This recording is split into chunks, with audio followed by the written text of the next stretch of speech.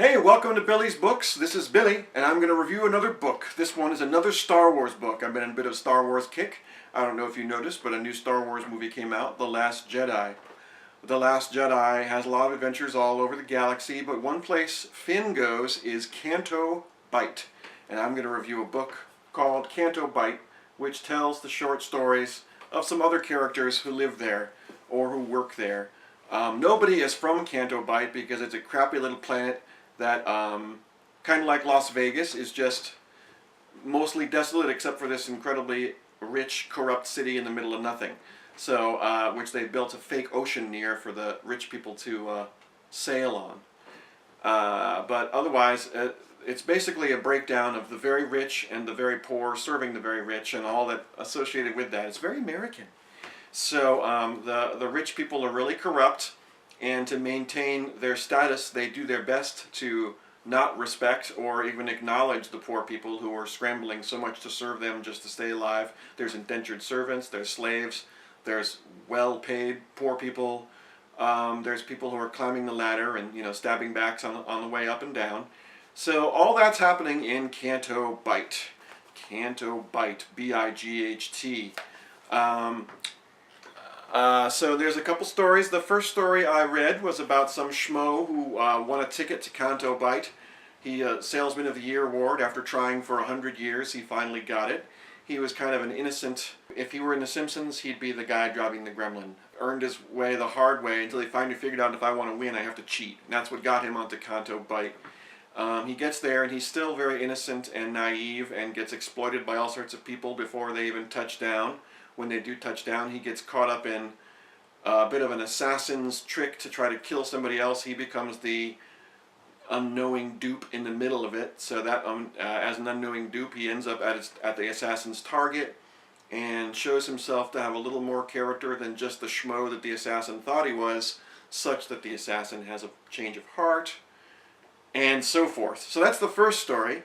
The next short story is about a sommelier, a wine steward, and she also she caters to the incredibly rich, and she arrives at Canto Bight when no one lives there. Everyone at Canto Bight came from somewhere else, so she arrives there just to cater to some rich people, and sets up in one of the more expensive bars because and this bar person, the owner of that bar, has a wants to be included in everything, and they get caught in this crazy complicated thing.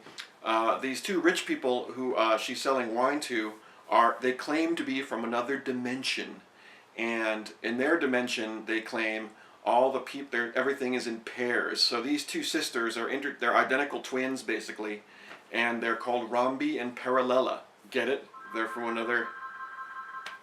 The two sisters request to be met with, and anyway, I'm not going to tell you the end, but it's a lot of cloak and dagger stuff. A lot of rich people who resent other rich people.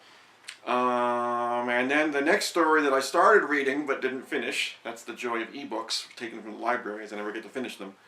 But I got the library. Canto Bight. Anyway, the third story is about a masseur who actually I think did appear in the movie. He's an alien, a very tall, whitish alien, kind of hunched over and stuff, and he wears robes, like these white robes and stuff. He's a masseur, and he's raising, his daughter is an adopted human girl, and she is just a little thing, and she's a jockey, and some bad guy gets a hold of her, and he has to use his massage skills to get her back. Let's just leave it at that.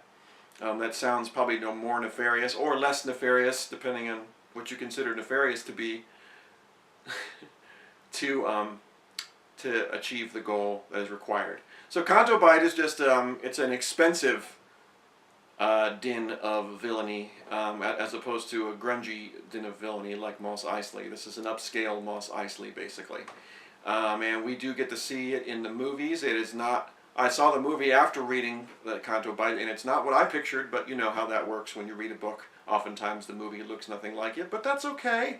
In the movie, I don't even think they called attention to the fact that that body of water was artificial. But it is.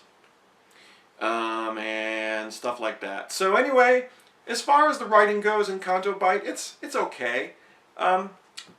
it varies. It's a nice book. It's pleasant. I would say it's a book for a fan more than just a regular novel reading dude.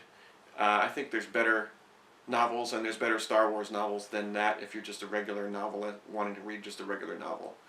Um, so stay tuned. As far as better novels are concerned, stay tuned for Phasma. If you can't do, review.